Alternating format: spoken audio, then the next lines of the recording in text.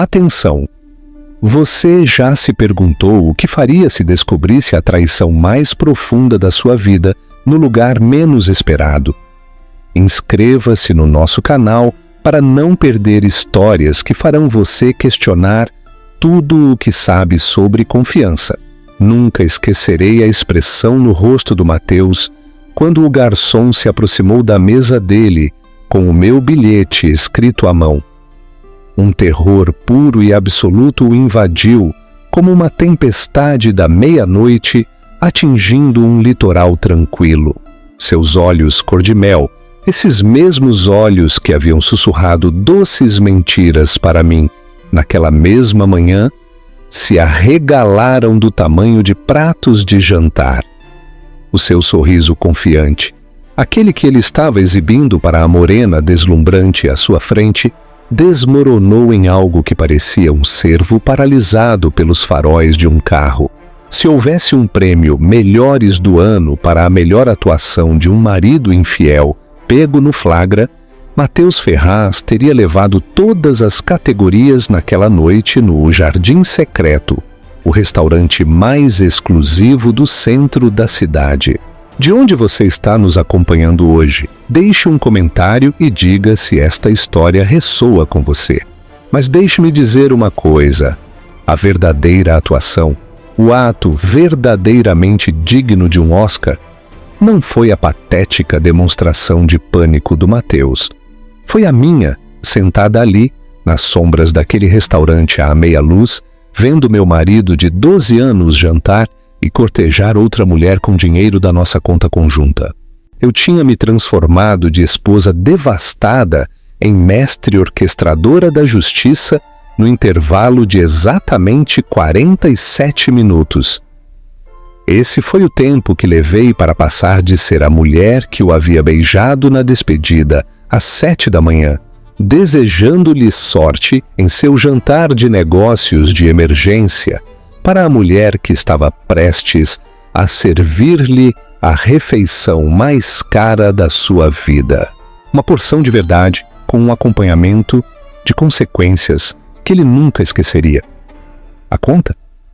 O bilhete era simples, até elegante, escrito em um papel creme que eu havia pegado, emprestado, do balcão da hostess do restaurante enquanto fingia retocar a maquiagem. Apenas 14 palavras que destruiriam o elaborado castelo de cartas que o Mateus vinha construindo há Deus sabe quanto tempo. 14 palavras que exporiam cada mentira, cada desculpa, cada noite até tarde no escritório pelo que realmente eram. O garçom, que Deus o abençoe, entendeu imediatamente quando deslizei aquele pedaço de papel dobrado junto com uma nota de R$100. Para o cavalheiro de terno azul marinho na mesa 12, sussurrei. E por favor, eu adoraria ver a reação dele. O que aconteceu depois foi como ver uma dança de destruição perfeitamente coreografada se desenrolar em câmera lenta. Os dedos bem cuidados do Mateus, as mesmas mãos que haviam acariciado meu rosto naquela manhã, prometendo que estaria em casa às 9, tremeram enquanto ele desdobrava o papel. Observei da minha posição estratégica atrás da coluna de mármore como a confusão se transformou em reconhecimento, o reconhecimento em horror, e o horror em algo que se parecia notavelmente com um homem percebendo que todo o seu mundo estava prestes a colapsar ao seu redor, como um castelo de cartas num furacão.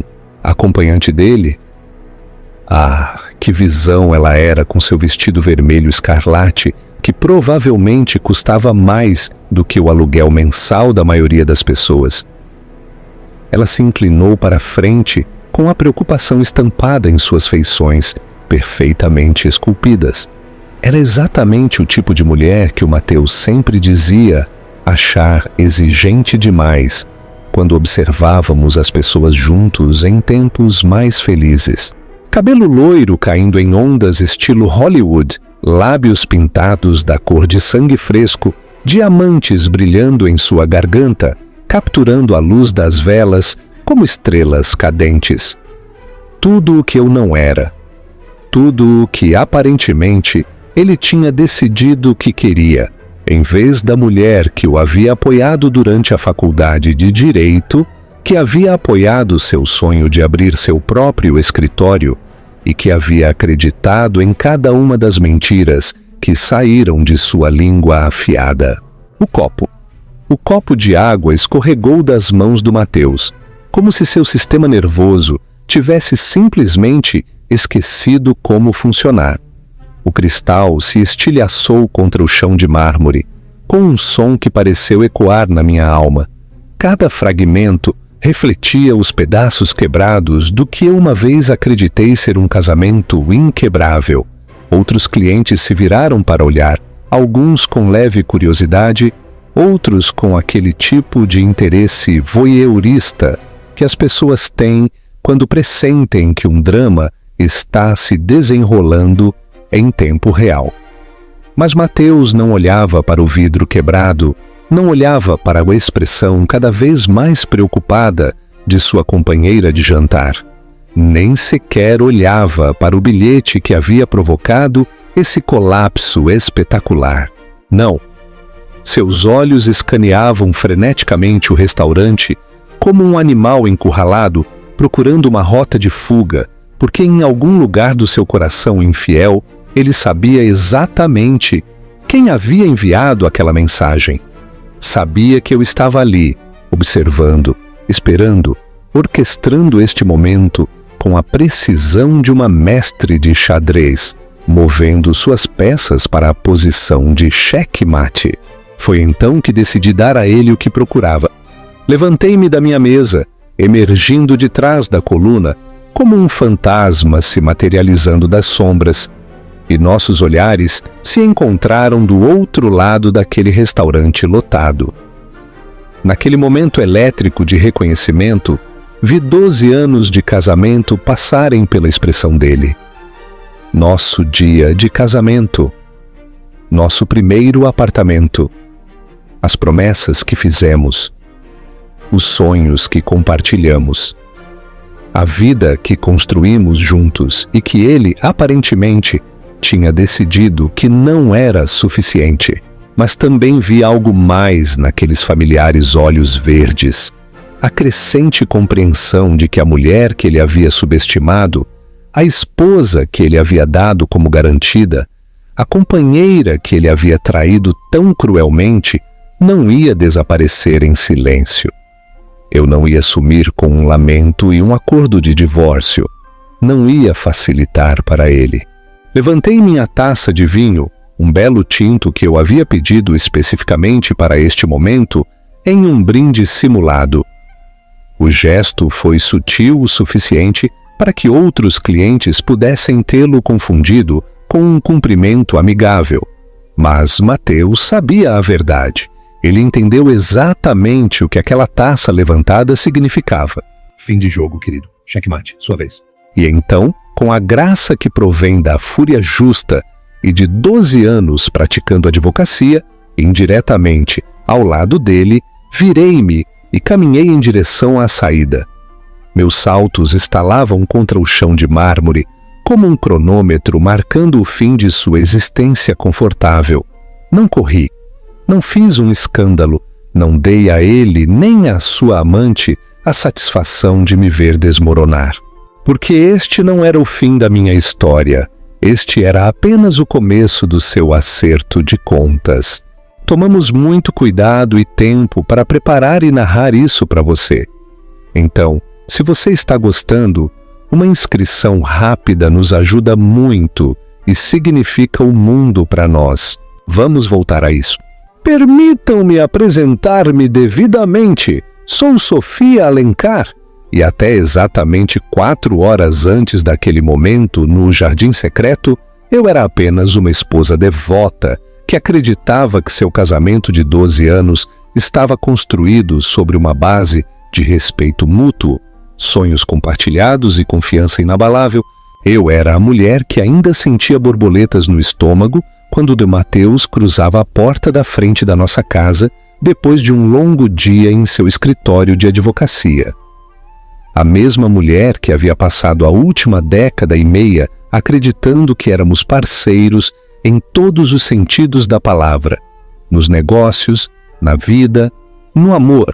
Eu era uma terapeuta familiar bem-sucedida, com meu próprio consultório no coração do bairro nobre da cidade, ajudando casais a navegar seus desafios de relacionamento, enquanto, ironicamente, permanecia completamente cega às rachaduras que se formavam no meu próprio casamento. O que você acha dessa ironia profissional? Cada dia eu me sentava diante de maridos e mulheres que não conseguiam se comunicar, que haviam se distanciado, que lutavam com problemas de confiança, e os guiava de volta um ao outro com a confiança de alguém que acreditava ter tudo resolvido. Enquanto isso, meu próprio marido vivia uma vida dupla bem debaixo do meu nariz, espertamente treinada. Mateus e eu nos conhecemos durante nosso último ano na faculdade. Ele era o carismático estudante de direito que conseguia encantar professores e colegas com sua inteligência rápida e aqueles olhos verdes devastadores. Eu estava completando meu mestrado em psicologia, atraída por sua inteligência e pelo que tolamente acreditei ser sua integridade. Nosso namoro foi um turbilhão de sessões de estudo noturnas, debates filosóficos com café e sonhos de mudar o mundo juntos. Ele seria um advogado de defesa que lutaria pela justiça, e eu curaria famílias. Íamos ser um casal poderoso, fazendo da cidade um lugar melhor, um caso, uma família de cada vez. E por um tempo pareceu que estávamos vivendo esse sonho. Mateus estabeleceu a Ferraz em Associados 5 anos depois de se formar, especializando-se em direito corporativo, em vez da defesa criminal que ele havia planejado originalmente. Mas sucesso era sucesso. O dinheiro era melhor, ele havia argumentado, e poderíamos fazer mais bem ao mundo se estivéssemos financeiramente seguros primeiro. Abri meu consultório 3 anos depois, focando na terapia matrimonial e familiar. Compramos a bela casa em estilo colonial numa rua arborizada, com a cerca branca no jardim, onde eu passava as manhãs de sábado cuidando das rosas, com as quais o Mateus me surpreendia durante a semana, cortando ramos frescos para o meu consultório. Éramos o casal que os outros invejavam, os Ferraz, que organizavam jantares onde os colegas advogados do Mateus se misturavam com meus amigos terapeutas, criando uma mistura perfeita de intelecto e calor humano. Éramos o casal que fazia viagens anuais para a Toscana, que completava as frases um do outro, que tinha piadas internas que nos faziam rir até doer o estômago. Pelo menos isso é o que eu pensava que éramos. Eu era a esposa que nunca se perguntava por que o Mateus começava a trabalhar até cada vez mais tarde. Na minha profissão, eu entendia as exigências de construir um escritório de sucesso. Eu o apoiava quando ele começou a viajar com mais frequência para o desenvolvimento de clientes, mesmo quando isso significava jantar sozinha 3 noites por semana. Eu entendia quando ele se tornava distante, atribuindo isso ao estresse e à pressão de fazer o escritório crescer. Afinal, eu também estava ocupada com meus próprios clientes dependendo de mim para ajudá-los a navegar em seus relacionamentos, enquanto o meu, aparentemente, desmoronava sem que eu percebesse. Mateus era o marido que ainda me trazia café na cama todos os domingos de manhã, que lembrava de ligar para minha mãe no aniversário dela, que deixava pequenos bilhetes na minha pasta dizendo o quanto estava orgulhoso do meu trabalho. Ele era o homem que me abraçava quando eu chorava depois de sessões particularmente difíceis com clientes, que me ouvia desabafar sobre o desamor que eu presenciava diariamente no meu consultório. Ele era meu melhor amigo, meu confidente, meu porto seguro em um mundo que podia ser cruel e imprevisível. Ah, isso eu acreditava. Olhando para trás agora, posso ver os sinais que minha formação profissional deveria ter detectado. A nova colônia que apareceu em sua bancada. Um aroma sofisticado e amadeirado diferente do que eu vinha comprando para ele em aniversários e natais há anos. A forma como ele começou a manter o telefone virado para baixo durante o jantar, quando costumava compartilhar memes engraçados e histórias de trabalho durante nossas refeições. O súbito interesse em melhorar seu guarda-roupa, trocando seus ternos confortáveis e gastos por peças de grife que o faziam parecer ter saído de uma revista. Mas eu explicava tudo com a mesma paciência e compreensão que mostrava aos meus clientes. Os homens, às vezes, precisam se reinventar à medida que se aproximam dos 40. O sucesso trazia novas pressões e novas oportunidades para expandir os horizontes. Um escritório de advocacia próspero significava cultivar uma imagem mais polida. Isso não eram bandeiras vermelhas, eram uma evolução natural. Pelo menos era isso que eu dizia a mim mesma. Eu era a mulher que confiava tão completamente que, quando o Mateus me disse que tinha um jantar de emergência com um cliente naquela terça-feira à noite, algo sobre uma possível fusão que exigia atenção imediata, eu não apenas acreditei nele, admirei sua dedicação. Estava orgulhosa de que meu marido fosse o tipo de advogado com quem os clientes podiam contar, mesmo que isso significasse sacrificar nossa tranquila noite em casa. Eu até o ajudei a escolher sua roupa naquela manhã, ajeitando seu blazer azul marinho e dizendo o quão bonito ele estava, o quão sortudos eram seus clientes de ter um defensor tão dedicado. Beijei-o na despedida exatamente às 7h03, lembrando-o de comer algo substancioso, já que provavelmente ficaria preso em reuniões o dia todo e poderia não ter tempo para almoçar. Essa era a mulher que eu era há 4 horas, confiante, solidária, completa e absolutamente alheia ao elaborado engano que vinha se desenrolando ao meu redor durante meses, talvez anos. Essa mulher acreditava no para sempre. Essa mulher acreditava na santidade dos votos matrimoniais. Essa mulher acreditava que o amor e a confiança eram suficientes para construir uma vida. Mas essa mulher estava prestes a morrer uma morte muito repentina e muito brutal. A ligação que destruiu meu mundo chegou às 14h47 de uma terça-feira à tarde, bem no meio da minha sessão com os Garcia, um casal que lutava com problemas de infidelidade. A ironia não me escapou mais tarde, mas naquele momento eu estava completamente concentrada em ajudar a Margarida Garcia a processar seus sentimentos de traição, enquanto o marido se sentava do outro lado do meu sofá do consultório, mexendo em sua aliança de casamento e evitando o contato visual. Meu telefone, que eu sempre mantinha no silencioso durante as sessões, iluminou-se com uma mensagem de texto da minha colega de faculdade e amiga de longa data, Raquel Monteiro.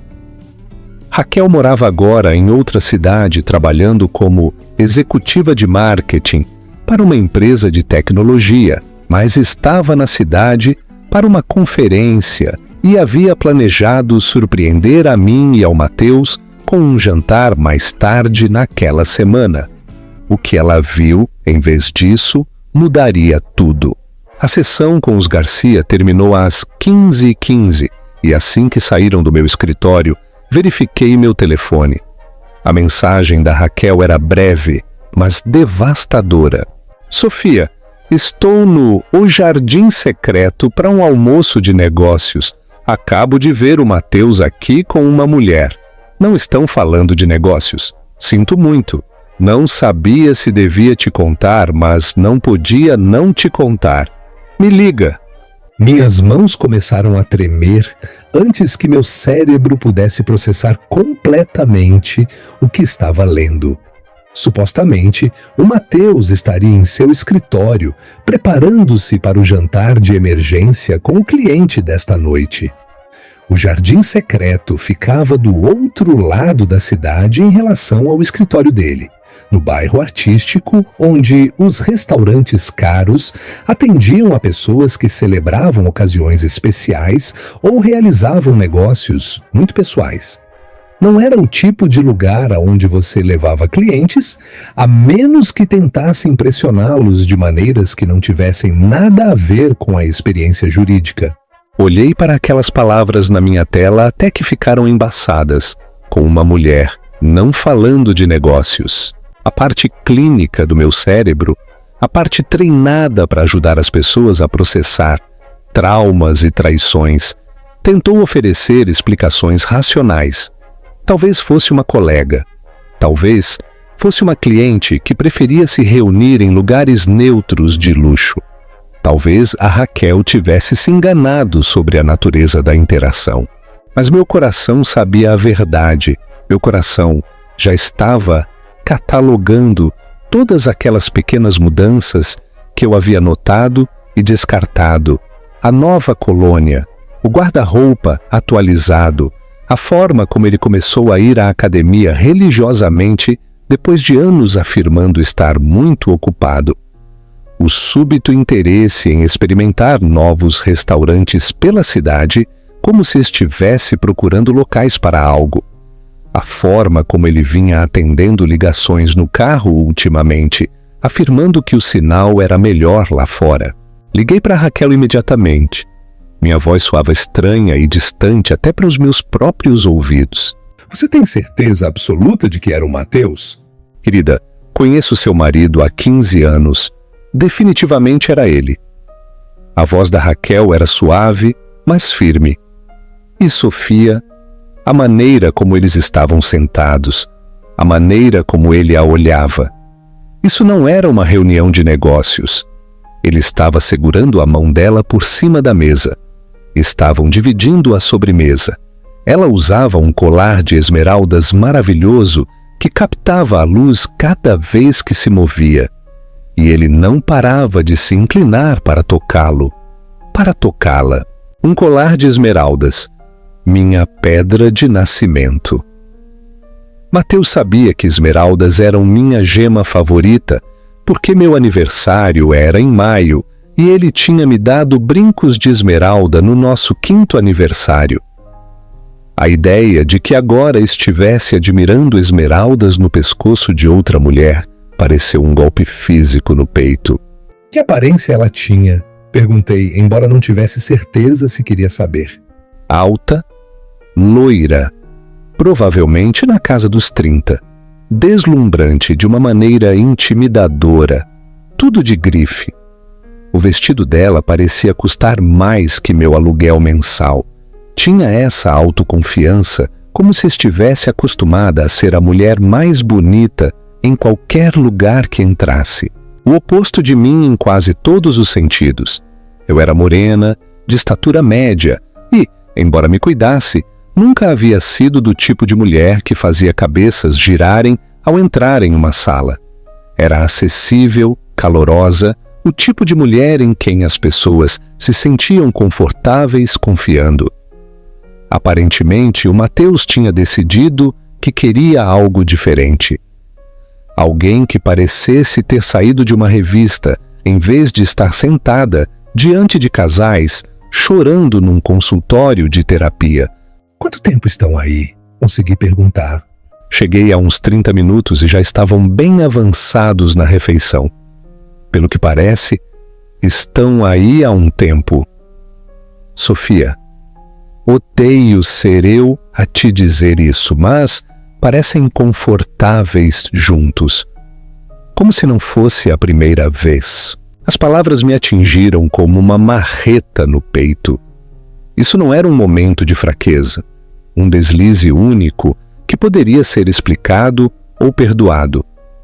Esta era uma relação estabelecida, completa com gestos íntimos e uma familiaridade confortável.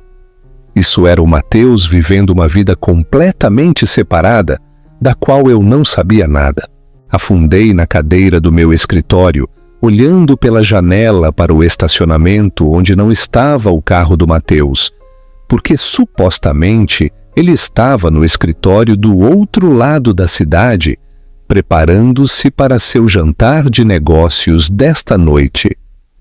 O jantar de negócios que aparentemente estava acontecendo agora mesmo, só que não com o tipo de negócio que eu havia imaginado. "Eles ainda estão aí?" perguntei. "Sim, acabaram de pedir café. Parece que vão ficar mais um pouco." Minha mente começou a calcular. O jardim secreto ficava a 20 minutos de carro do meu consultório se não houvesse trânsito. Poderia chegar antes que terminassem o café. Poderia entrar e confrontar os dois, criar o tipo de cena que envergonharia o Mateus na frente da... O que era ela? Sua namorada? Sua amante? A mulher com quem, aparentemente, planejava passar a tarde enquanto me dizia que era trabalho. Mas algo mais profundo que a raiva estava me invadindo. Algo mais frio e calculado. Se eu invadisse lá agora, emocional e despreparada, o Mateus teria a vantagem. Ele era advogado, treinado para pensar rápido sob pressão, hábil na elaboração de explicações que soavam plausíveis, mesmo quando eram invenções completas. Encontraria uma maneira de minimizar isso, de me fazer sentir que estava reagindo de forma exagerada, de me convencer de que o que eu estava vendo não era o que pensava que era. Não, se eu ia confrontar a traição do meu marido, faria isso nos meus termos, com o elemento surpresa firmemente do meu lado. "Raquel", disse, minha voz se estabilizando com uma nova resolução. "Preciso que você me faça um favor. Continue observando, mas não deixe que te vejam. Envie-me uma mensagem quando se prepararem para ir embora. Estou indo para lá, mas não vou confrontá-los." "Ainda não. O que você pensa em fazer?" perguntou ela. Olhei para o meu reflexo na janela do meu escritório, vendo como a esposa devastada começava a se transformar em algo mais duro, mais perigoso. Vou conseguir um lugar na primeira fila para as mentiras do meu marido e depois vou mostrar a ele exatamente o que acontece quando você subestima a mulher a quem prometeu amar e honrar pelo resto da vida. O trajeto até o jardim secreto pareceu os 20 minutos mais longos da minha vida, mas também como a preparação para uma batalha. Quando estacionei o carro, sabia exatamente o que ia fazer. Sentei-me no meu carro fora do restaurante por exatamente 7 minutos, vendo outros casais caminharem de mãos dadas pelas elegantes portas de vidro do restaurante, completamente alheios ao fato de que todo o meu mundo estava desmoronando a apenas 6 metros de seus jantares românticos. Minhas mãos agarravam o volante com tanta força que meus nós dos dedos tinham ficado brancos, e eu podia sentir meu coração batendo contra minha caixa torácica, como um pássaro engaiolado desesperado por escapar.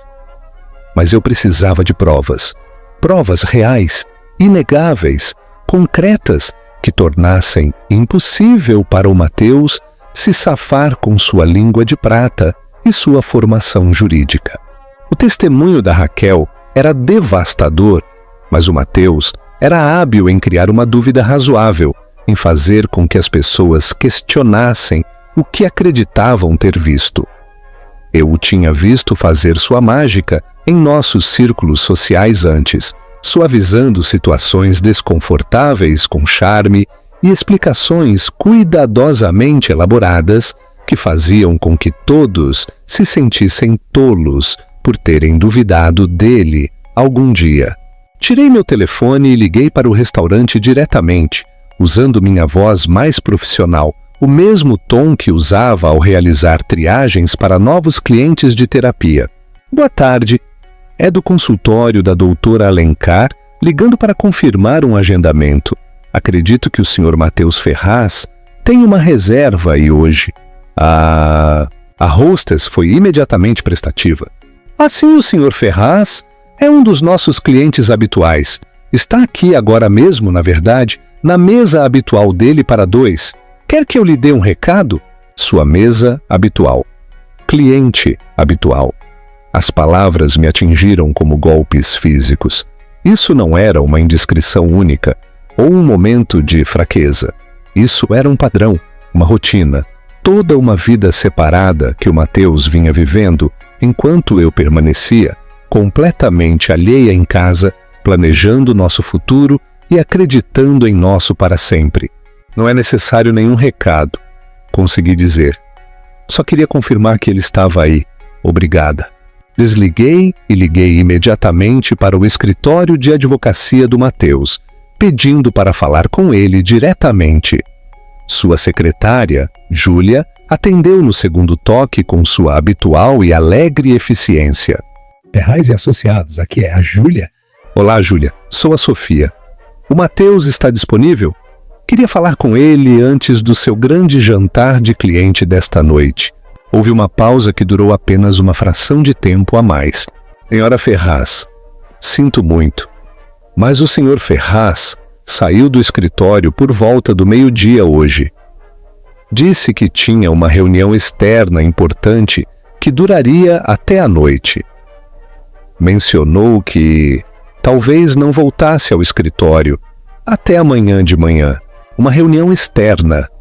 Essa era a história do Matheus para sua secretária, assim como o jantar de cliente de emergência era sua história para mim. Perguntei-me quantas versões diferentes dos eventos desta noite ele havia elaborado, adaptando cada mentira à sua audiência específica. Ele mencionou onde aconteceria essa reunião. Perguntei, mantendo minha voz leve e curiosa em vez de suspeita. Não, só disse que era um assunto confidencial de um cliente. A senhora sabe como ele é com a confidencialidade advogado-cliente. Sim, eu sabia exatamente como ele era com segredos. Aparentemente ele era melhor nisso do que eu jamais havia imaginado. Agradeci a Júlia e desliguei. Depois abri imediatamente meu aplicativo do banco para verificar a atividade de nossa conta conjunta. O que encontrei ali revirou meu estômago. Nos últimos 3 meses tinha havido cobranças regulares no O Jardim Secreto. Sempre para exatamente 2 pessoas. Sempre nas tardes de terça-feira. Sempre cobrados no nosso cartão de crédito conjunto. O mesmo cartão que eu usava para comprar mantimentos e pagar os suprimentos do meu escritório. Felizmente ignorante de que também estava financiando a aventura do meu marido. Mas isso não foi o pior. Enquanto eu rolava pelas cobranças, encontrei um padrão de gastos que pintava uma imagem de uma vida dupla tão elaborada que teria impressionado escritores de ficção. Compras de joias na joalheria Esplendor. Cobranças na lingerie exclusiva, uma boutique de luxo. Flores da floricultura mais cara da cidade, entregues em um endereço que eu não reconhecia. Cobranças de hotel num resort de luxo, a 1 hora da cidade. Sempre reservado para pacotes de fim de semana românticos.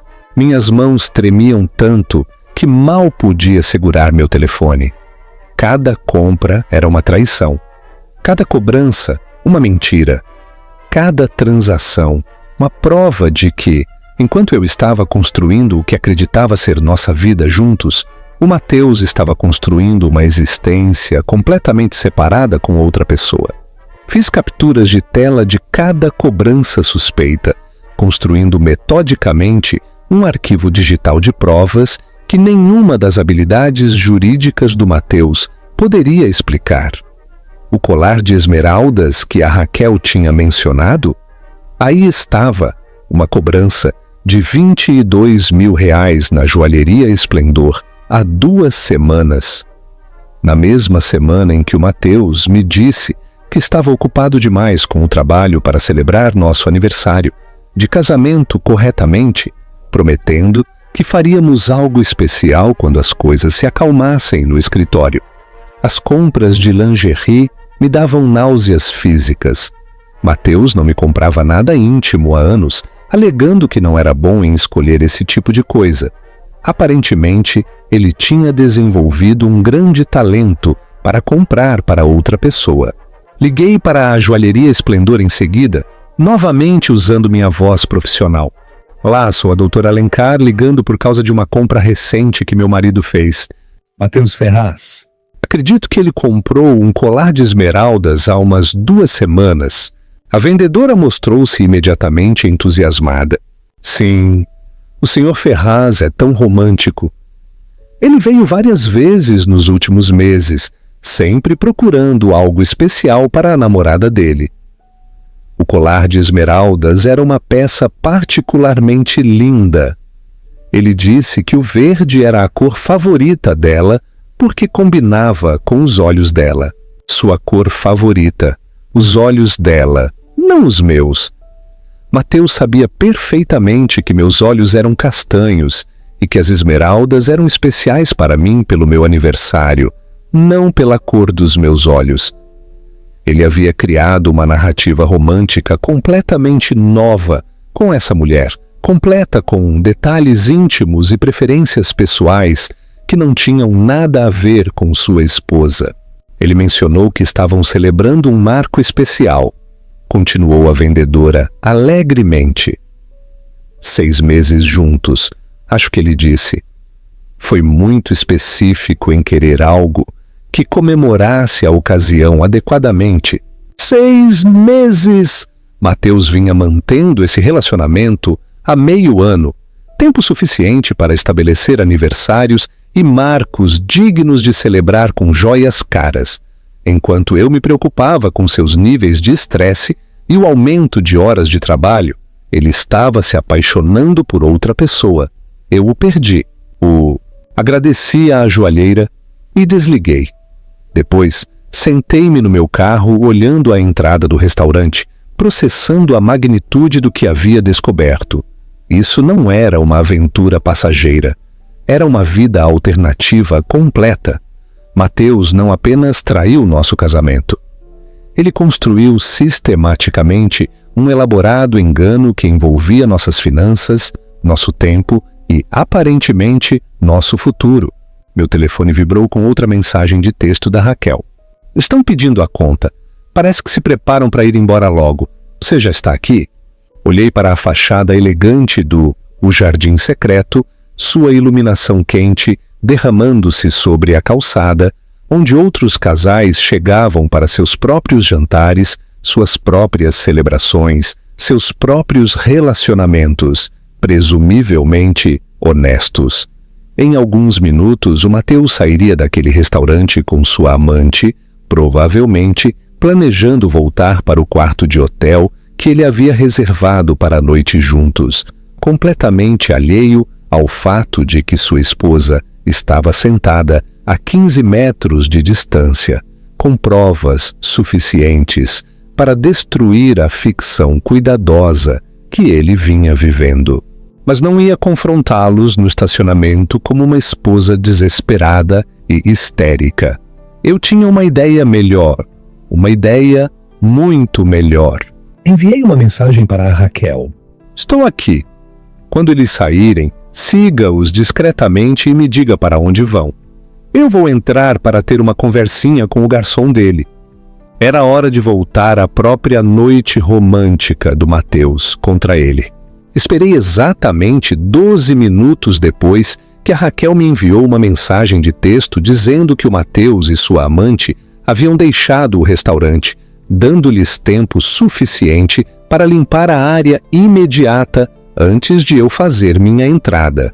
Durante esses 12 minutos, transformei-me de esposa devastada em estrategista calculadora, revisando minha aparência no espelho retrovisor e aplicando uma nova camada de batom com mãos que finalmente haviam parado de tremer. A mulher que saiu daquele carro não era a mesma mulher que havia atendido a devastadora ligação da Raquel 2 horas antes. Esta mulher tinha um propósito. Esta mulher tinha um plano. A hostess daquele jardim secreto me cumprimentou com o tipo de calor polido que os restaurantes caros cultivam, como um bom vinho. Boa noite, bem-vinda ao Jardim Secreto. Tem reserva?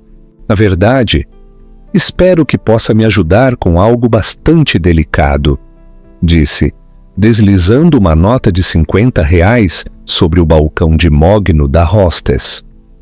Meu marido acabou de estar aqui com uma associada de negócios. Supostamente, eu me juntaria a eles, mas fiquei retida no trabalho. Matheus Ferraz, acredito que estavam na mesa habitual. O reconhecimento apareceu no rosto dela imediatamente. E sim, o Sr. Ferraz, um casal tão encantador. Acabaram de sair há uns 15 minutos. Sinto muito que a senhora os tenha perdido. Um casal encantador. As palavras doeram, mas mantive minha expressão neutra. Não sei se poderia me dizer que garçom os atendeu. Eu adoraria deixar uma gorjeta pelo excelente serviço e talvez obter alguma informação sobre como foi a reunião. Outros R$50 se juntaram aos primeiros e o sorriso da hostess tornou-se genuinamente prestativo.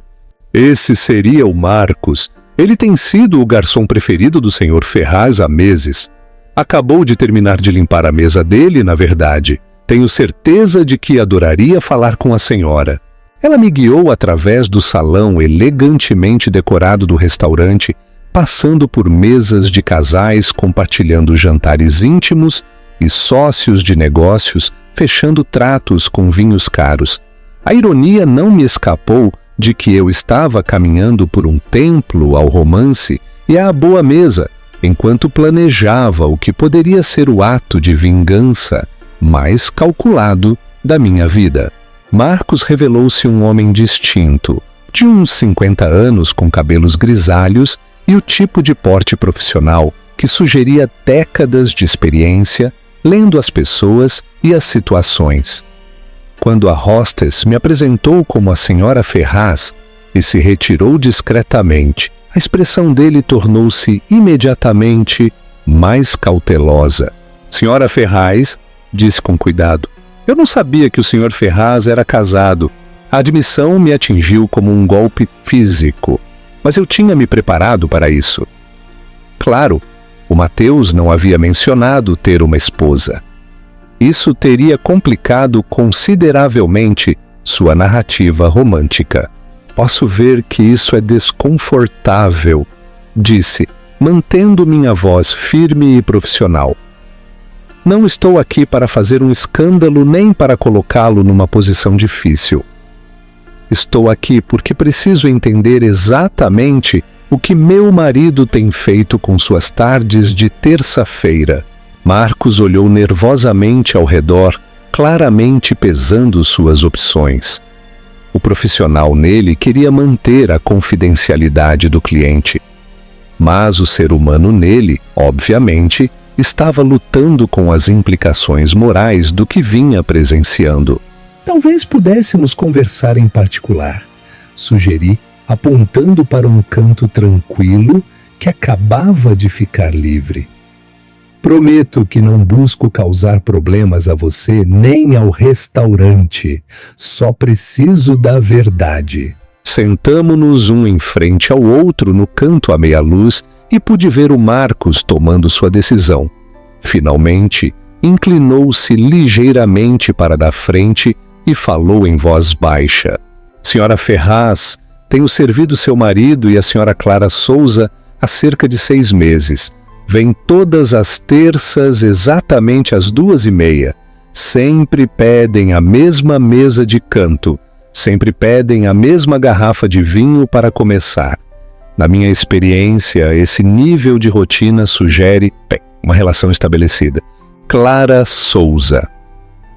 Finalmente, a mulher misteriosa tinha um nome. Pareceu estranho colocar um sobrenome tão normal e cotidiano na pessoa que, sem saber, havia ajudado a destruir meu casamento. Pode me dizer como se comportam juntos? Perguntei. Preciso entender a natureza do relacionamento deles. Marcos parecia desconfortável, mas continuou.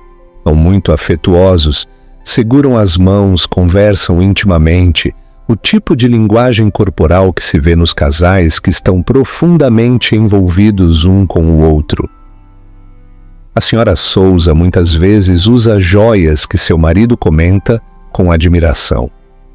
Na semana passada ouvi ele dizer o quanto ela estava bonita com um colar de esmeraldas que ele tinha dado de presente. O colar de esmeraldas. Ouvir isso de um terceiro tornou tudo de alguma maneira mais real, mais devastador. Mateus vinha compartilhando momentos íntimos com essa mulher, comprando joias para ela, criando memórias que não tinham nada a ver com nosso casamento. Você ouviu alguma de suas conversas? Pressionei suavemente. Marcos hesitou, depois pareceu tomar uma decisão. Senhora Ferraz, quero que saiba que servi muitos casais ao longo dos anos e normalmente consigo diferenciar entre encontros casuais e relacionamentos sérios. Seu marido e a senhora Souza falam sobre o futuro. Ouvi conversas sobre viagens de fim de semana, sobre conhecer os amigos dela, sobre planos para as férias. Mateus e eu já tínhamos começado a fazer planos para o fim do ano, discutindo se receberíamos meus pais ou viajaríamos para ver a família dele. Tudo enquanto ele, aparentemente, fazia planos de férias completamente diferentes com outra mulher. Há mais alguma coisa que acha que eu deveria saber? Perguntei. Marcos permaneceu em silêncio durante um longo momento, claramente debatendo-se com quanto revelar. Finalmente, voltou a falar. Há 3 semanas, seu marido me perguntou sobre salões privados. Disse que estava planejando algo especial para o aniversário da senhora Souza, no próximo mês. Algo que exigia absoluta privacidade e romantismo. Deixou um depósito para a nossa suíte mais exclusiva. Uma celebração de aniversário, um salão privado. Mateus estava planejando elaborados gestos românticos para esta mulher, enquanto mal se lembrou de reconhecer meu próprio aniversário no mês anterior com um buquê de flores comprado às pressas no supermercado. Marcos, disse, tirando meu telefone e mostrando-lhe uma foto do Mateus e eu no nosso último jantar de aniversário. Preciso que me faça algo e valerá a pena. Ele estudou a foto, sua expressão cada vez mais preocupada à medida que reconhecia o Mateus. O que a senhora precisa, senhora Ferraz? Na próxima terça-feira, quando vierem para o almoço habitual, quero que entregue um recado ao meu marido, um recado muito específico que vou escrever para ele. Tirei minha bolsa e peguei um pequeno caderno e uma caneta. Mas primeiro, preciso que me diga tudo o que se lembre das conversas deles, cada detalhe, cada plano que tenham feito, cada momento íntimo que tenha presenciado.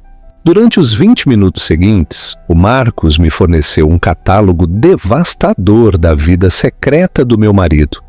Escapadas de fim de semana para a região das vinícolas que coincidiam com as supostas viagens de negócios do Mateus. Discussões sobre o trabalho da senhora Souza em uma firma de marketing no centro da cidade, o que explicava como provavelmente haviam se conhecido durante alguma interação profissional. Planos para umas férias de Natal em Campos do Jordão, que soavam notavelmente similares à viagem que o Mateus havia sugerido que fizéssemos juntos. O mais doloroso foi que o Marcos tinha ouvido o Mateus falar para a senhora Souza sobre seu casamento infeliz. Com uma mulher que era mais como uma colega de quarto do que uma esposa. Alguém que estava focada demais na carreira para nutrir o relacionamento. As mentiras eram tão elaboradas, tão detalhadas, que percebi que o Mateus vinha criando essa narrativa alternativa há meses, talvez mais tempo. Enquanto Marcos falava, tomei notas cuidadosas, construindo uma imagem completa da vida que o Mateus vinha vivendo sem mim. Cada detalhe seria útil para o que eu estava planejando. Cada conversa ouvida, outra peça de munição para a confrontação que eu estava orquestrando. Quando terminou, levantei a vista das minhas anotações e o olhei nos olhos. Marcos, vou escrever algo e na próxima terça-feira quero que entregue ao Mateus exatamente como faria com qualquer outro recado. Pode fazer isso por mim? Ele assentiu lentamente. Senhora Ferraz, pelo que vale, sinto muito que esteja passando por isso. Em todos os meus anos de serviço, nunca gostei de ver alguém viver uma mentira. Sorri sombriamente e comecei a escrever, elaborando a mensagem perfeita. Uma que destruiria o engano confortável do Mateus da maneira mais pública e humilhante possível. A armadilha estava montada. Agora só tinha que esperar até terça-feira para ativá-la. A terça-feira seguinte chegou com um tipo de clareza de outono que fazia tudo parecer mais nítido, mais definido. Eu tinha passado os 6 dias anteriores planejando meticulosamente cada detalhe do que tinha chegado a considerar o dia do juízo final do Mateus. Durante esses 6 dias, mantive a fachada perfeita da esposa desprevenida, continuando nossas rotinas normais, enquanto documentava secretamente cada mentira que saía dos lábios dele. Na segunda-feira à noite, Mateus tinha me beijado na despedida antes de sair para o que ele afirmava ser uma sessão de estratégia tardia com seus sócios sobre uma próxima fusão. "Não me espere, querida", tinha dito, ajeitando a gravata no espelho do corredor. "Isso pode se prolongar até bem depois da meia-noite." Sorri para ele e disse que entendia. Até o ajudei a escolher uma gravata que complementaria seu terno azul marinho.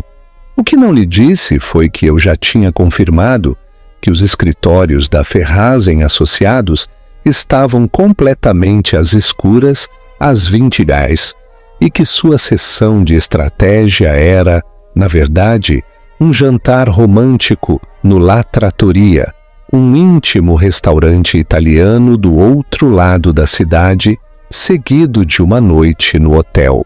Sabia disso porque tinha contratado uma detetive particular.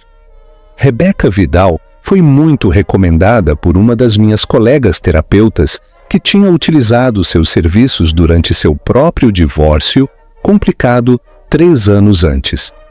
Rebeca era minuciosa, discreta e surpreendentemente acessível para alguém com sua reputação. Durante a última semana, ela me havia fornecido um dossiê completo sobre a relação do Mateus com a Clara Souza. Porque sim, agora eu sabia seu nome completo, seu histórico profissional, o endereço do seu apartamento e até suas preferências de café. Clara tinha 32 anos, era diretora sênior de marketing numa agência de comunicação moderna, divorciada e sem filhos. E segundo a investigação da Rebeca, completamente alheia ao fato de que o Mateus era casado. As fotos que a Rebeca tinha tirado mostravam uma mulher genuinamente feliz, rindo das piadas do Mateus, olhando para ele com o tipo de adoração que eu lembrava sentir durante nossos primeiros anos juntos. De uma maneira distorcida, quase sentia pena dela. Era tão vítima do engano do Mateus quanto eu, só que de um ângulo diferente. Mas a compaixão teria que esperar. Hoje se tratava de justiça.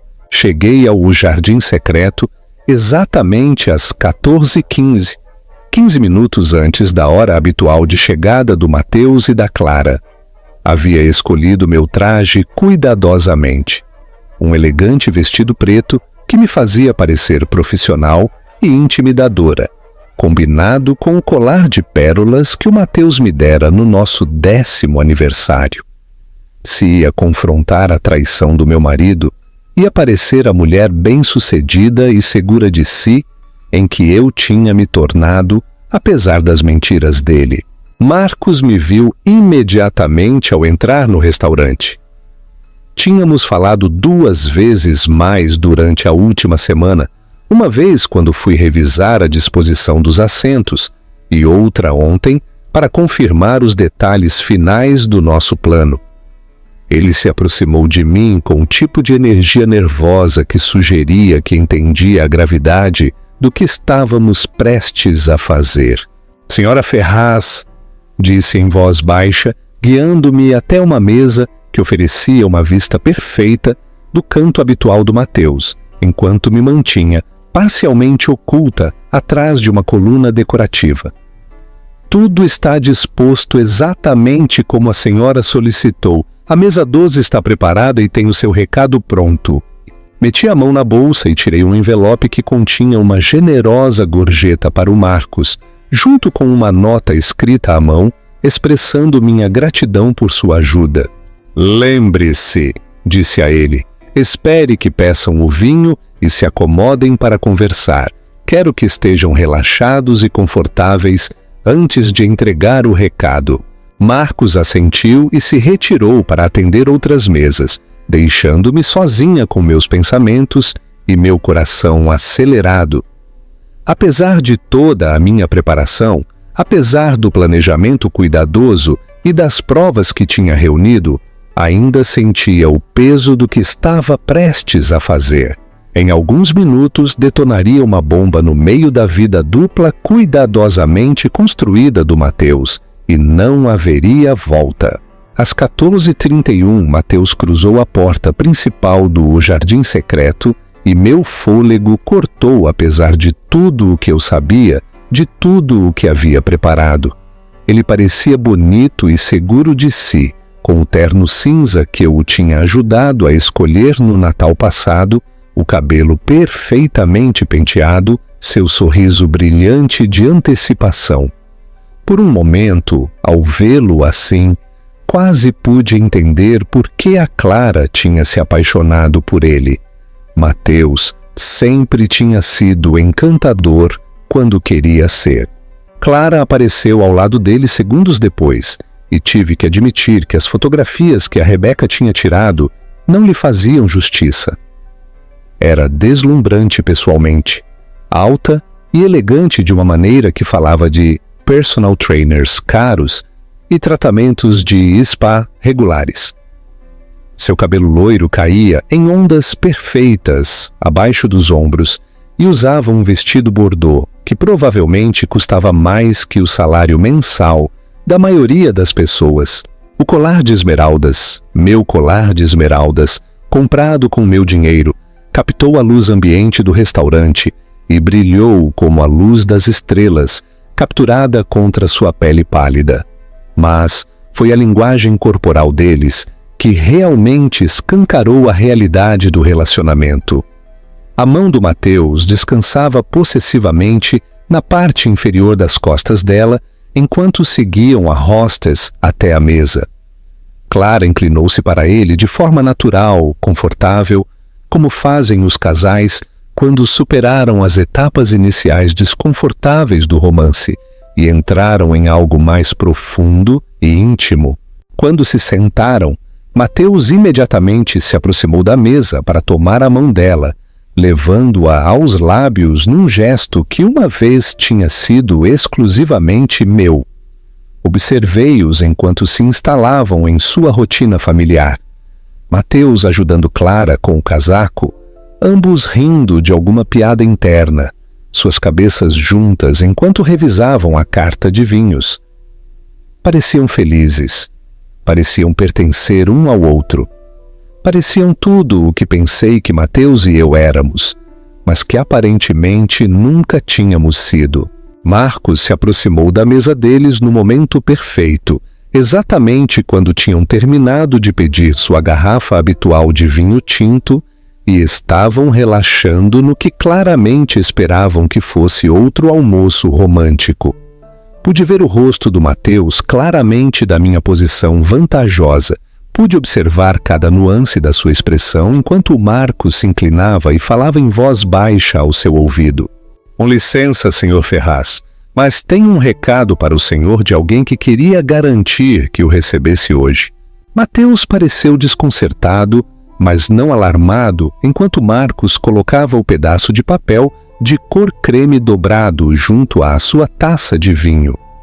Eu tinha passado um tempo considerável elaborando a mensagem, escrevendo e reescrevendo, até que as palavras tivessem exatamente o impacto que eu queria. De alguém? Perguntou Mateus, franzindo a testa com confusão. Sim, senhor. Uma mulher que disse que o senhor saberia exatamente quem era assim que lesse. Mateus pegou o bilhete com curiosidade casual, desdobrando-o com a mesma confiança que aplicava a tudo na sua vida. Prendi a respiração enquanto seus olhos percorriam as palavras que eu havia escrito, vendo como sua expressão mudava de desconcerto para reconhecimento e, finalmente, para um terror absoluto e paralisante. A mensagem era simples, direta e devastadora. Olá, querido, o colar de esmeraldas, os almoços de terça-feira, as escapadas de fim de semana e o salão privado que você reservou para o aniversário dela. Sua esposa quer conversar. Vire-se. E foi então que me levantei de trás da coluna e deixei que ele me visse, com a taça de vinho erguida num brinde simulado, meu sorriso tão afiado quanto um cristal. O momento em que os olhos do Mateus encontraram os meus, do outro lado daquele restaurante lotado, foi elétrico da maneira mais devastadora possível. Vi 12 anos de casamento passarem pelo rosto dele, em tempo real. Nosso dia de casamento, nosso primeiro apartamento. Manhãs de domingo preguiçosas, sonhos compartilhados, promessas sussurradas, tudo desmoronando em pó, enquanto a realidade da situação o atingia como um trem de carga. O rosto dele sofreu uma transformação espetacular, que teria sido quase cômica se não estivesse destruindo minha vida. A confiança casual desapareceu primeiro, substituída pela confusão. Depois o horror crescente. E, finalmente, algo que se parecia notavelmente com um animal encurralado, percebendo que não havia rota de fuga. Sua mão, ainda segurando meu bilhete, começou a tremer tão violentamente que o papel farfalhou audivelmente no ambiente refinado do restaurante.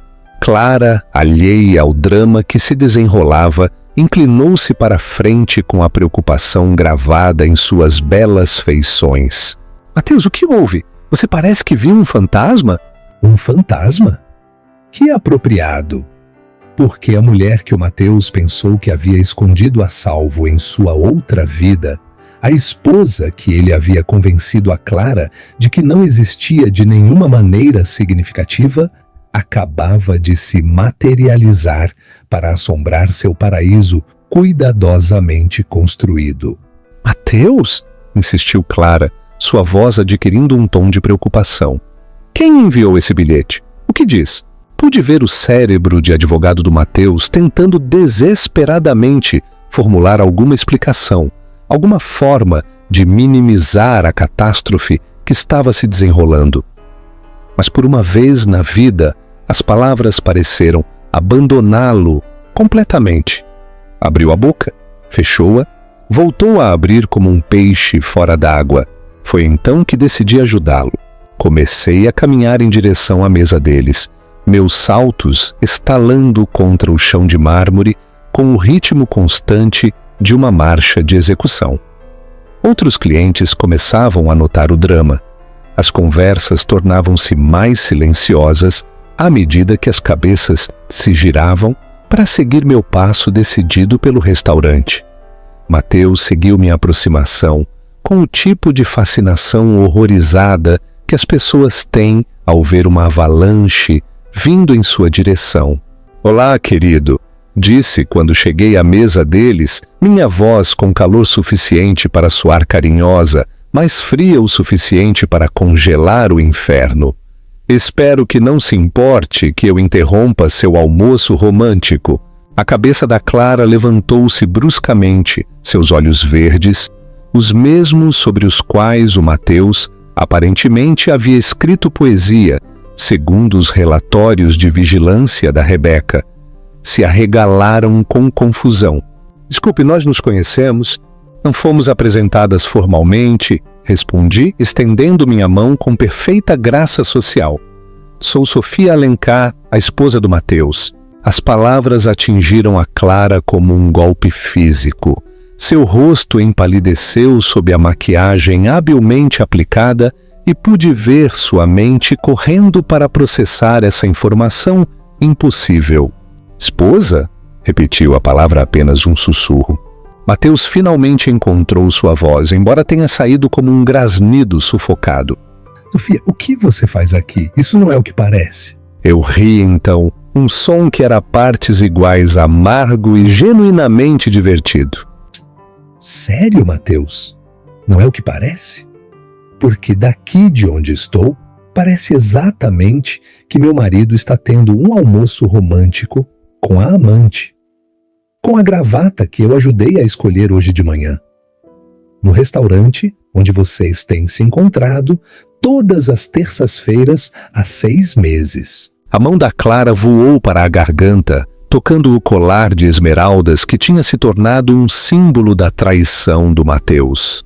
"Mateus, você me disse que era divorciado. Disse que seu casamento acabou há anos, que só estava esperando a papelada ser finalizada." Ah, é? Virei-me para a Clara e, apesar de tudo, senti uma pontada de verdadeira simpatia por ela. "Isso é interessante, porque renovamos nossos votos há apenas 18 meses no Havaí. Tenho fotos se quiser ver." O restaurante tinha ficado notavelmente mais silencioso. Outros clientes agora olhavam abertamente para nossa mesa enquanto o drama se desenrolava. Marcos manteve-se por perto, claramente dividido entre a discrição profissional e a fascinação mórbida. Mateus fez uma última tentativa desesperada para recuperar o controle da situação. "Sofia, por favor, podemos discutir isso em particular? Este não é o lugar para... Para quê, Mateus? Para honestidade, para esta verdade, para reconhecer que você tem vivido uma vida dupla enquanto eu planejava nosso futuro."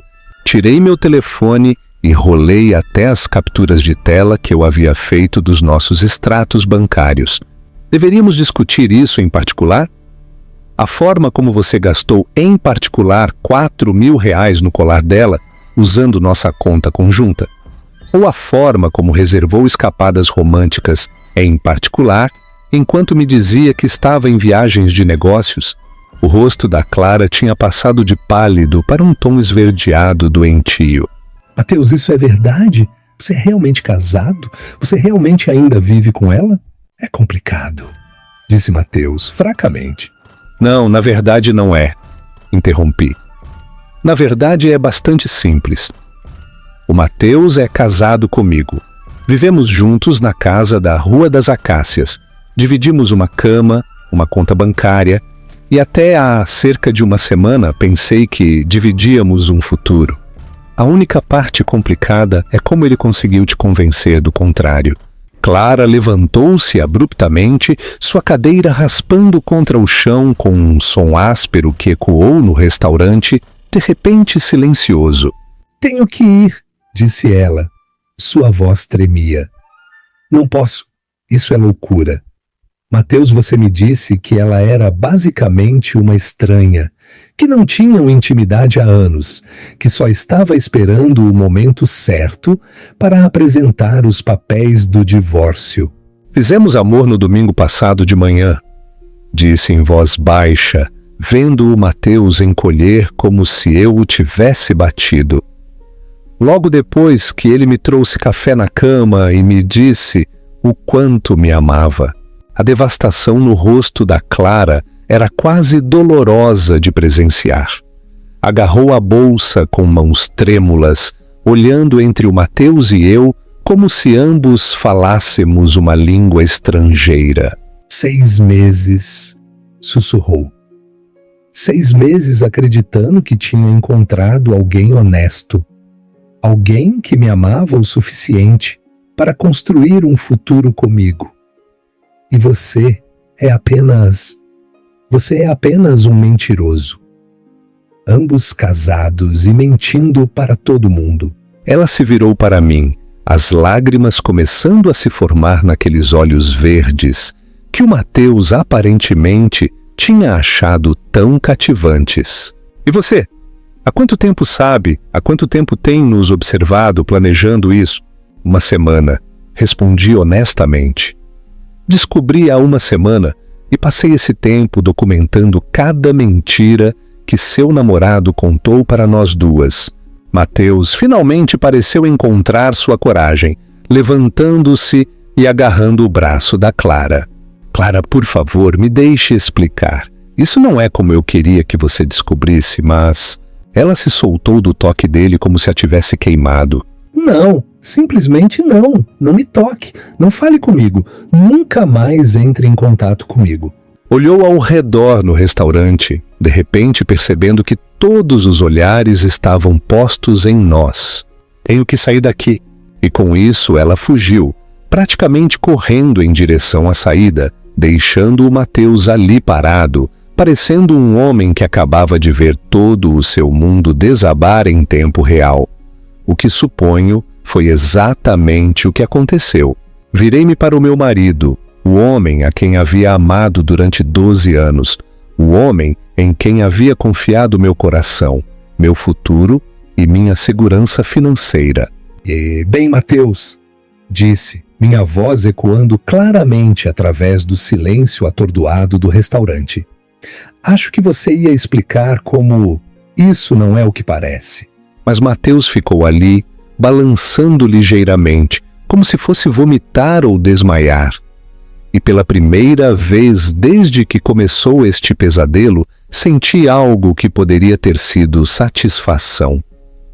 A justiça, descobri, tinha exatamente o gosto de vinho caro e de completa vingança.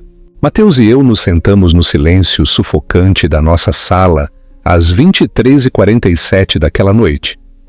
O espaço entre nós no sofá parecia um abismo intransponível. Ele mal havia falado durante o trajeto para casa, desde o jardim secreto, suas mãos agarrando o volante com uma intensidade de nós brancos, enquanto eu olhava pela janela do passageiro, vendo nosso bairro passar borrado numa mistura de casas familiares que de repente pareciam estranhas.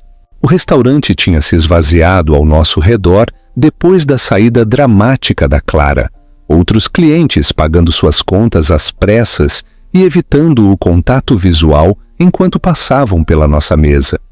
Mateus tinha voltado a sentar-se pesadamente, com a cabeça entre as mãos, enquanto eu, tranquilamente, terminava meu vinho e pedia a sobremesa.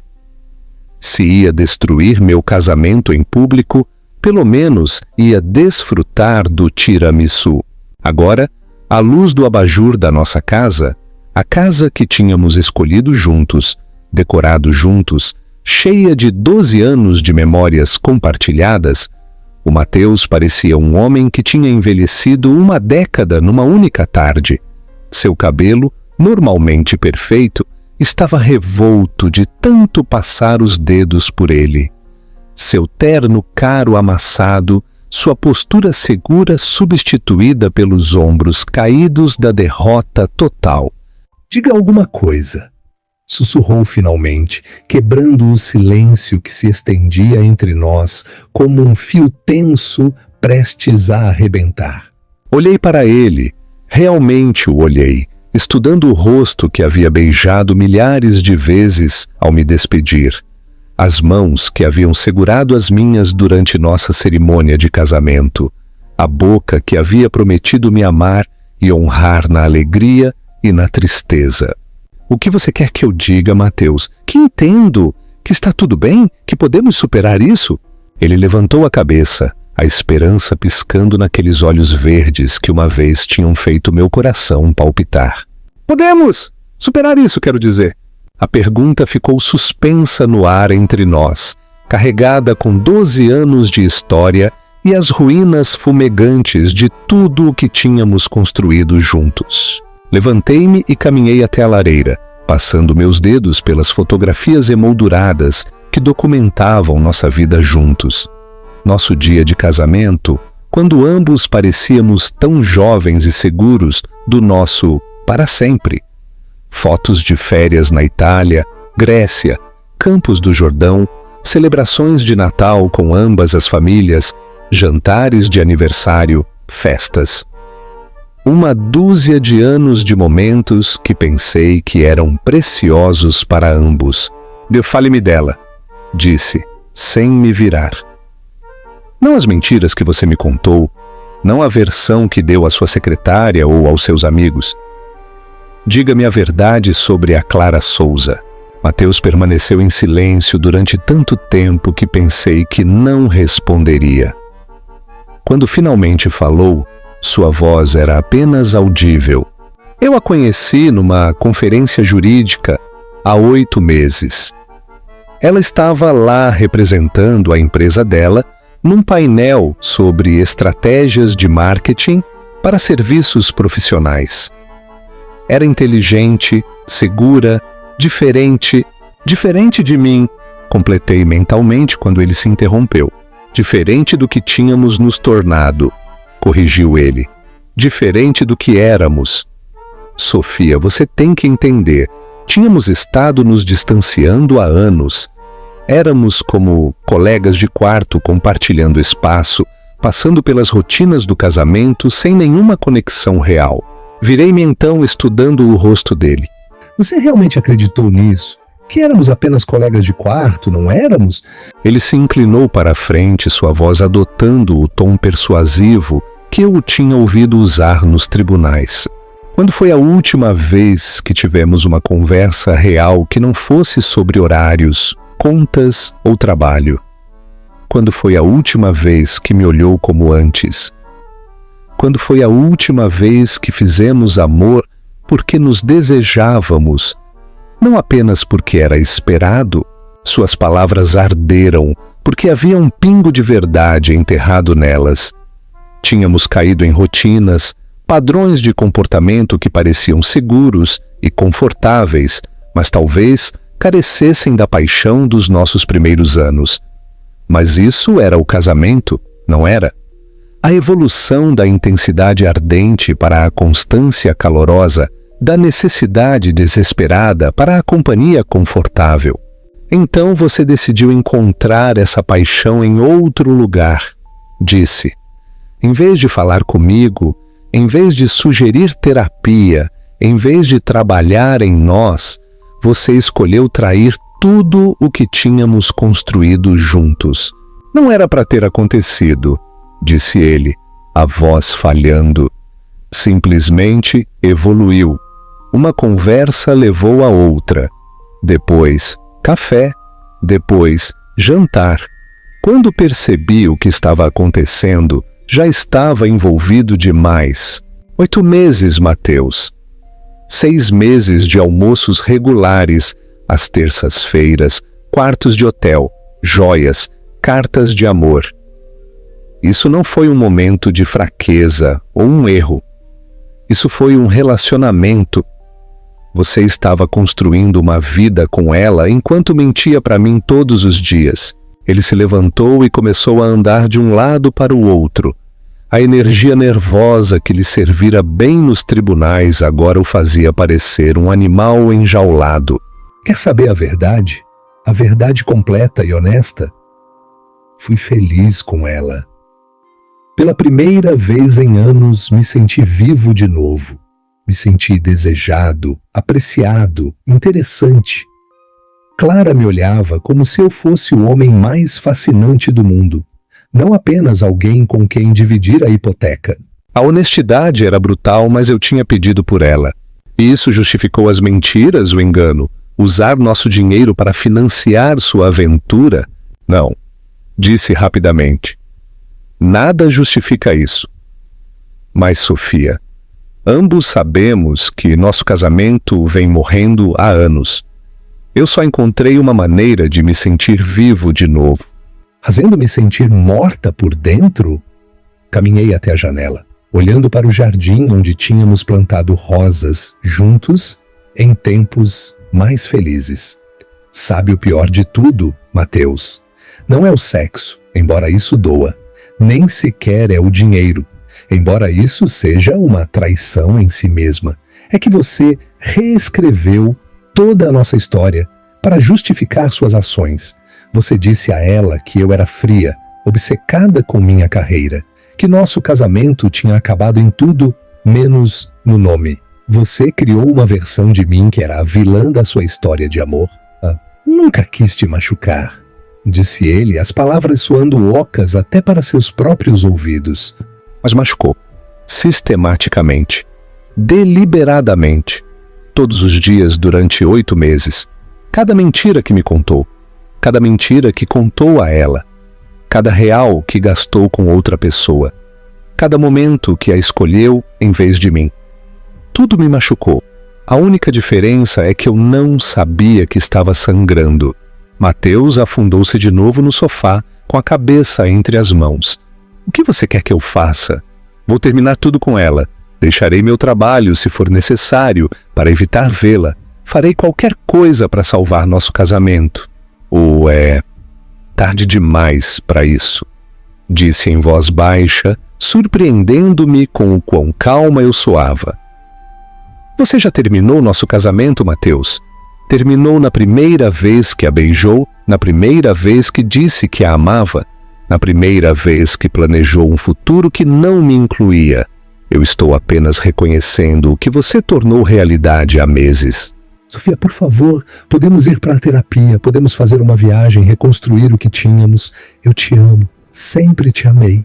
Virei-me para encará-lo, para este homem que tinha sido meu parceiro, meu melhor amigo, meu porto seguro durante 12 anos. Sabe o que percebi hoje, ao te ver com ela? Você parecia mais feliz naquele restaurante do que te vi na nossa própria casa em anos. E talvez essa seja a verdadeira verdade que ambos precisamos enfrentar. Ele me olhou fixamente, as lágrimas começando a se formar em seus olhos. Você está dizendo que quer o divórcio?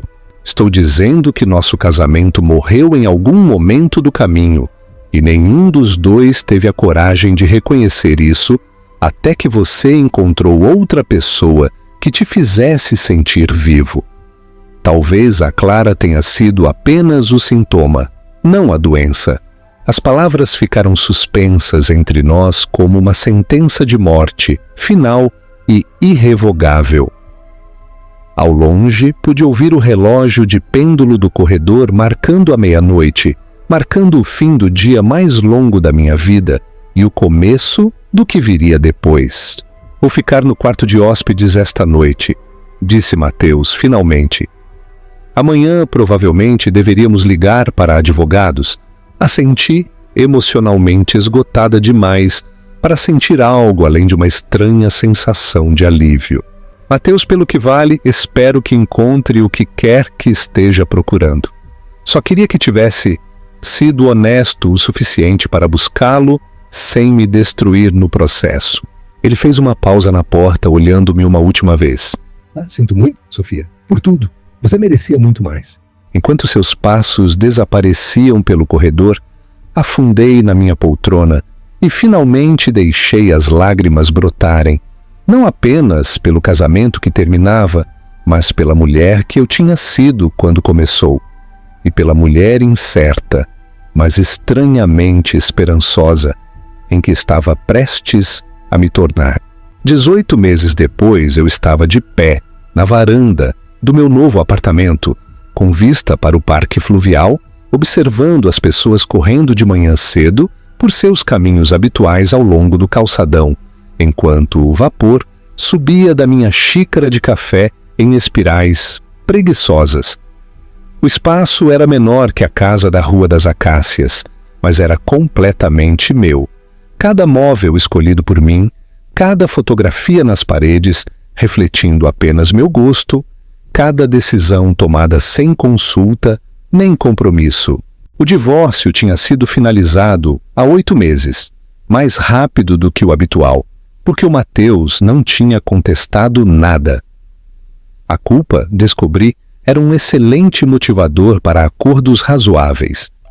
Ele ficou com a casa, eu fiquei com o meu consultório e metade dos nossos bens, e ambos mantivemos nossa dignidade intacta através de um processo que poderia ter terminado mal, mas que se manteve surpreendentemente civilizado. Meu telefone vibrou com uma mensagem de texto da minha assistente. A senhora Vidal está aqui para sua consulta das 9. Devo preparar o café? Rebeca Vidal, minha antiga detetive particular transformada em amiga íntima, tinha se tornado uma das minhas primeiras parceiras quando expandi meu consultório para incluir aconselhamento de relacionamentos para mulheres que se recuperavam de infidelidade e traição. Sua própria história de ter descoberto o vício em jogos de seu ex-marido e suas dívidas secretas tinha lhe dado uma visão do engano que complementava perfeitamente minha formação profissional. Tínhamos desenvolvido uma abordagem terapêutica única que combinava a terapia tradicional com técnicas de investigação prática, ajudando as mulheres a descobrir a verdade sobre seus relacionamentos antes de tomar decisões que mudariam suas vidas. A ironia não me escapou de que a traição do Matheus tinha levado, em última análise, ao período mais gratificante da minha vida profissional. A notícia tinha se espalhado pelas redes profissionais da cidade sobre a terapeuta que havia descoberto seu marido infiel de uma maneira espetacular, e minha lista de clientes tinha disparado com mulheres que buscavam orientação sobre tudo, desde comportamentos suspeitos até procedimentos de divórcio. Eu tinha me tornado uma espécie de especialista na psicologia do engano, publicando artigos em revistas profissionais e falando em conferências sobre a interseção da prática terapêutica e a realidade investigativa. Minha vida pessoal tinha demorado mais para se reconstruir, mas até isso finalmente estava começando a florescer. David Muniz, sem relação com a joalheria que, sem saber, havia fornecido provas das aventuras do Matheus, era um professor de literatura na universidade que tinha se aproximado de mim depois de uma das minhas palestras sobre confiança e reconstrução de relacionamentos. Nosso primeiro café tinha se tornado jantar. O jantar tinha se tornado conversas de fim de semana que se prolongavam até altas horas da noite, e lentamente, com cuidado, eu tinha começado a lembrar o que se sentia ao ser genuinamente querida, em vez de simplesmente dada como garantida. David conhecia toda a minha história. Tinha ouvido cada detalhe da traição do Matheus, sem julgar nem aconselhar, simplesmente aceitando minha experiência como parte do que me tinha tornado a mulher por quem ele se havia apaixonado. Entendia minha necessidade de transparência, meus momentos ocasionais de dúvida, meu requisito de que construíssemos algo baseado na honestidade completa em vez de suposições confortáveis. O mais importante, ele me fazia rir. Risadas profundas e genuínas das quais eu havia esquecido que era capaz de experimentar. As notícias da manhã soavam suavemente ao fundo enquanto me preparava para o meu dia, e um nome familiar captou minha atenção. Aumentei o volume para ouvir o apresentador discutir um escândalo jurídico que havia estourado em um dos escritórios de advocacia mais prestigiados da cidade. Matheus Ferraz, ex-sócio principal da Ferraz em Associados, chegou a um acordo de culpabilidade na investigação federal por fraude de valores e apropriação indébita de fundos de clientes. Fontes próximas à investigação sugerem que Ferraz utilizou informações confidenciais de clientes para realizar investimentos não autorizados, o que resultou em perdas que superam os 10 milhões de reais. Sua licença foi revogada permanentemente e ele enfrenta até 5 anos de prisão federal. Sentei-me pesadamente, meu café esquecido, enquanto o repórter continuava detalhando acusações que pintavam uma imagem de crimes financeiros muito mais extensos que a simples infidelidade matrimonial. Segundo a reportagem, o Matheus vinha roubando sistematicamente das contas dos clientes durante anos, usando o dinheiro para financiar não apenas seu relacionamento com a Clara, mas um estilo de vida de jogo e investimentos de alto risco que finalmente tinha desmoronado sob escrutínio. Meu telefone tocou imediatamente. David, que sabia que eu iria querer falar sobre qualquer emoção que esta notícia pudesse trazer. "Você está bem?" perguntou sem preâmbulos. "Estou chocada", admiti. Sabia que ele era capaz de mentir para mim, mas roubar clientes... Esse é um nível de engano que nunca imaginei. As pessoas que mentem para as pessoas que amam, muitas vezes acham mais fácil mentir para todos os outros, disse David suavemente. Os limites entre o comportamento aceitável e o inaceitável se confundem quando você já está vivendo uma vida dupla. Depois de desligar, me peguei pensando na Clara Souza, perguntando-me como ela teria processado a revelação de que o homem por quem se apaixonara não era apenas um marido infiel, mas um verdadeiro criminoso. Segundo as notícias, ela tinha sido completamente inocentada. Os investigadores determinaram que ela tinha sido tão vítima do engano do Matheus quanto qualquer outra pessoa.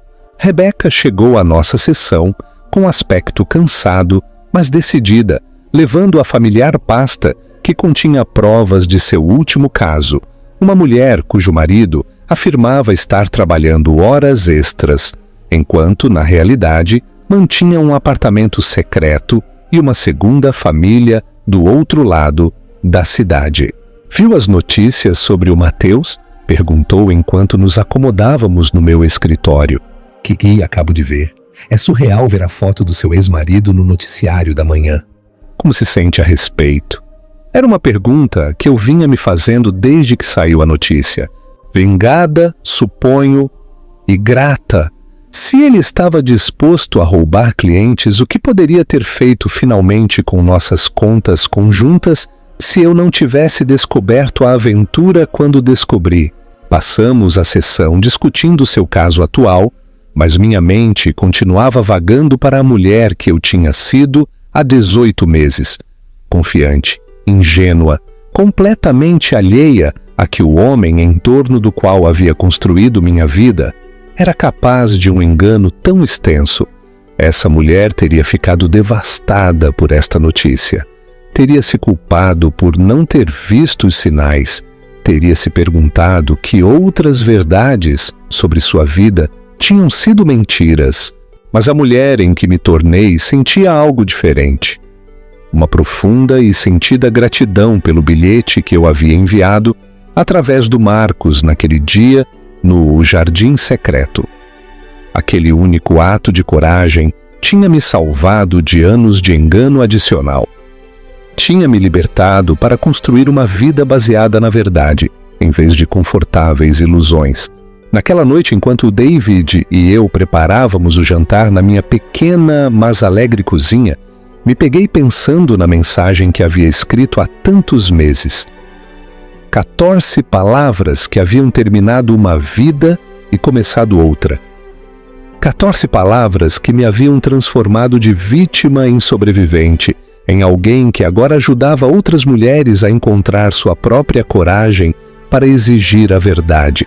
David percebeu meu senho franzido. "Um real pelos seus pensamentos?" perguntou ele, notando meu estado de ânimo contemplativo. "Estava pensando nas segundas chances", disse, aceitando a taça de vinho que ele me ofereceu. Como às vezes a pior coisa que te acontece acaba sendo o que salva sua vida. Ele sorriu, a expressão chegando aos seus olhos de uma maneira que me lembrava diariamente como era o amor autêntico. Pelas segundas chances, então, disse ele, levantando sua taça. Pelas segundas chances, concordei. E pela coragem de escrever nosso próprio final. Lá fora, o sol se punha sobre o parque fluvial, pintando o céu em tons dourados e carmesim.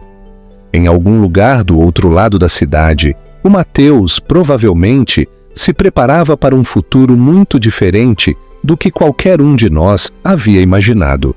Mas aqui, neste momento, rodeada de amor honesto e sabedoria conquistada com esforço, nunca me havia sentido mais grata pelo bilhete que mudou tudo.